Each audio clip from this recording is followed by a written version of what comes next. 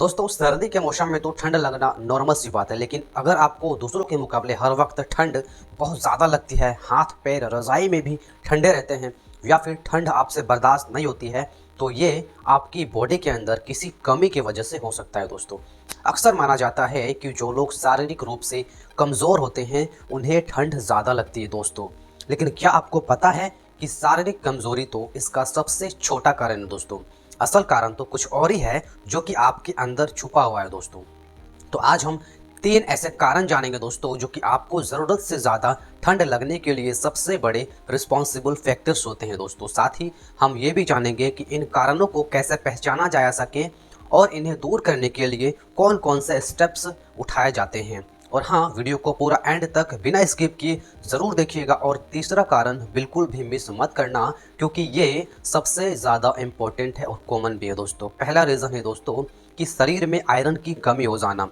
दोस्तों आयरन एक बहुत ही ज़रूरी मिनरल है जो कि ब्लड में हेमोग्लोबिन लेवल्स को मेंटेन करके रखता है। जब बॉडी में आयरन की कमी होती है तो हेमोग्लोबिन कम हो जाता है, जिससे ब्लड के ज़रिए होने वाली जो ऑक्सीजन सप्लाई हमारी पूरी बॉडी के अंदर वो कम हो जाती है और इसकी वजह से एनर्जी घटने लगती है। बॉडी में आपकी हाथ पैर ठंडे होने लगते हैं और ओवरऑल बॉडी की जो प्रोटेक्शन कैपेसिटी है वो कम हो जाती है, क्योंकि आपका मेटाबॉलिज्म स्लो हो जाता है और इसी वजह से आपको सर्दी दूसरों के मुकाबले ज़्यादा लगती है। दोस्तों ब्लड हमारी बॉडी में हीट बनाए रखने के लिए बहुत ही ज़रूरी होता है। आपने अक्सर महसूस किया होगा कि जब हम कुछ भी काम नहीं कर रहे होते हैं, रज़ाई में लेटे होते हैं, तो हमें ठंड ज़्यादा लगती है। लेकिन जब हम उठ जाते हैं, चलने फिरने लगते हैं या फिर कोई फिजिकल एक्टिविटीज़ काम वगैरह करते हैं, तो ठंड का एहसास अपने आप कम हो जाता है, बॉडी गर्म हो जाता है। ऐसा इसीलिए होता है क्योंकि चलने फिरने से बॉडी में खून का जो है प्रवाह तेज़ हो जाता है, जिससे बॉडी में गर्मी हो जाता है। इसीलिए जिन लोगों में खून की कमी होती है उन्हें ठंड दूसरों के मुकाबले ज़्यादा लगती है। वैसे ज़्यादा ठंड लगने के साथ साथ आयरन डिफिशियंसी, हर समय थकान, चेहरे के ऊपर पीलापन और सांस फूलने जैसी प्रॉब्लम्स भी हो सकती है। तो अगर आप इस तरह के लक्षण दिखाई दे रहे हैं आपके अंदर, तो समझ जाइए आप कि ये आयरन डिफिशियंसी का कारण हो रहा है। दोस्तों आयरन डिफिशियंसी को दूर करने के लिए आपको अपनी डाइट में आयरन रिच फूड्स को शामिल करना पड़ेगा, जैसे कि पालक, चने, गुड़, खजूर और अगर आप मीट खाते हैं तो रेड मीट। और अगर इन सब से बात नहीं बनती है तो आप आयरन के टैबलेट्स या फिर सिरप भी अपने डॉक्टर से कंसल्ट करके ले सकते हैं। ये भी एक अच्छा तरीका है अपनी आयरन को, खून को बढ़ाने का। एक और इम्पोर्टेंट बात याद रखिएगा दोस्तों कि आयरन को एब्जॉर्व करने के लिए विटामिन सी भी बहुत ज़रूरी होता है, और इसीलिए अगर आप आयरन रिच फूड्स ले रहे हैं या फिर इसके सप्लीमेंट्स ले रहे हैं तो इसके साथ में विटामिन सी रिच फूड्स जैसे कि नींबू या फिर संतरा वगैरह का जूस आपको ज़रूर लेना चाहिए। दूसरा कॉमन कारण है बॉडी में विटामिन B12 की कमी। जी हाँ दोस्तों, विटामिन B12 की कमी से भी आपको ठंड का एहसास ज़्यादा होता है। दरअसल आयरन ही की तरह विटामिन B12 भी आपकी बॉडी में ऑक्सीजन की सप्लाई को और इसके सिस्टम को डायरेक्टली इम्पैक्ट करता है। दोस्तों विटामिन B12 एक बहुत ही ज़रूरी न्यूट्रिएंट है, एक ऐसा विटामिन है जो कि हमारी बॉडी में खून को बनाने के लिए काम करता है। जब B12 की कमी हमारी बॉडी में हो जाती है तो खून में RBCs कम होने लग जाती है, जिससे कि बॉडी हीट को जनरेट करने में वीक हो जाती है और आपको ठंड ज़्यादा लगने लगता है।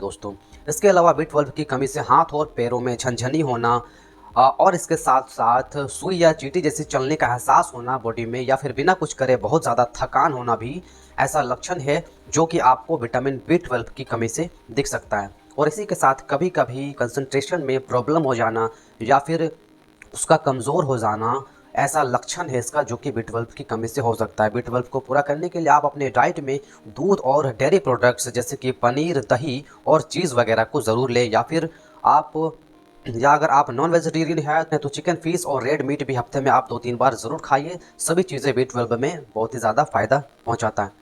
वैसे अगर आपको लगता है कि आपके डाइट में ये सभी चीज़ें रेगुलर लेना मुश्किल हो सकता है या फिर सिम्टम्स आपको बहुत ज़्यादा सीवियर है, तो ऐसे में आप B12 सप्लीमेंट्स भी ले सकते हैं, क्योंकि ये एक बहुत ही बढ़िया तरीका है B12 को मेंटेन करने का।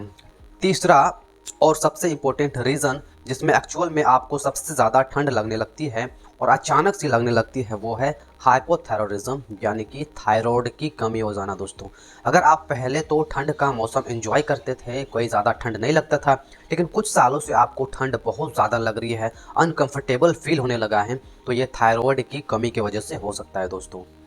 हाइपोथायरॉयडिज्म दरअसल एक ऐसी कंडीशन है जिसमें आपका थायराइड ग्लैंड ठीक से काम नहीं करता है और बॉडी में थायराइड हार्मोन की कमी होने लगता है। थायराइड हार्मोन आपकी मेटाबॉलिज्म को रेगुलेट करता है। आसान भाषा में कहें तो बॉडी की अंदरूनी फैक्ट्री पे जो फ्यूल बर्न होता है उसे ये हार्मोन्स रेगुलेट करता है दोस्तों। जब थायराइड हार्मोन कम हो जाता है, हमारी बॉडी में सही से नहीं बनता है, तो आपकी मेटाबॉलिज्म जो है वो स्लो हो जाता है, जिसकी वजह से बॉडी हीट को कम पैदा करती है और आपको हर वक्त ठंड महसूस होने लगता है, आपको ज़्यादा ठंडा लगता है। हाइपोथायराइडिज्म के एक कॉमन सिम्टम्स होते हैं जो कि आपको इसको होने का अंदाज़ा दिला सकते हैं। फॉर एग्जांपल, बिना ज़्यादा खाए पिए अगर आपका बहुत ज़्यादा वजन बढ़ रहा है, बाल झड़ने लगे हैं या फिर पतले होने लगे हैं और हर वक्त आपको थकान महसूस होती है, ठंड ज़्यादा लग रही है, तो ये हाइपोथायराइडिज्म की साफ साफ इशारा कर रहा है। वैसे बड़ा सवाल ये है कि अगर आपको थायराइड प्रॉब्लम हो गई है तो इसका सॉल्यूशन क्या है। तो देखिए, हाइपोथायराइडिज्म का एक मेन कॉज होता है दोस्तों आयोडीन और सेलेनियम की कमी। तो आप अपने डाइट में ऐसी चीज़ों को ज़्यादा लीजिए जो कि इन दो न्यूट्रिएंट्स में रिच होती है।